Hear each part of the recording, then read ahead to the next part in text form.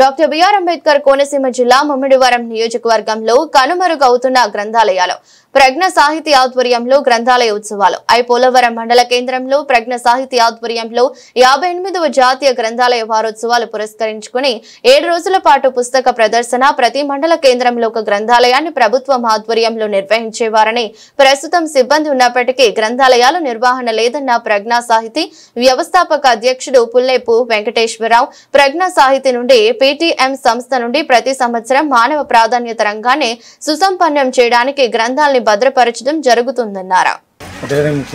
ప్రసాద్ గారికి అందరికీ కూడా నమస్కారాలు తెలియజేస్తూ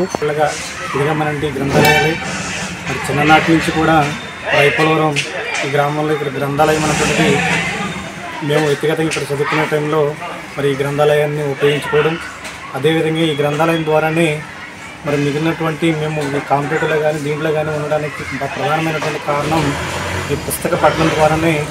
అభివృద్ధి చెందడం అనేటువంటిది జరిగింది. మరి అదే తరహాలో అనేకమైనటువంటి పుస్తకాలు మరి జడ్పీహెచ్ పోలవరం స్కూళ్ళను కూడా పరిచయం చేసి మా యొక్క విద్యార్థుల యొక్క ఉన్నతి కోసం మరి ప్రయత్నం చేస్తున్నటువంటి పీటీఎం సంస్థ వారికి వారి బృందానికి ప్రత్యేకమైనటువంటి ధన్యవాదాలు తెలియజేస్తూ మరి అవకాశం ఇచ్చిన ప్రతి ఒక్కరికి పేరుపైన రేపటి నమస్కారం తెలియజేస్తూ సెలవు తీసుకుంటాం.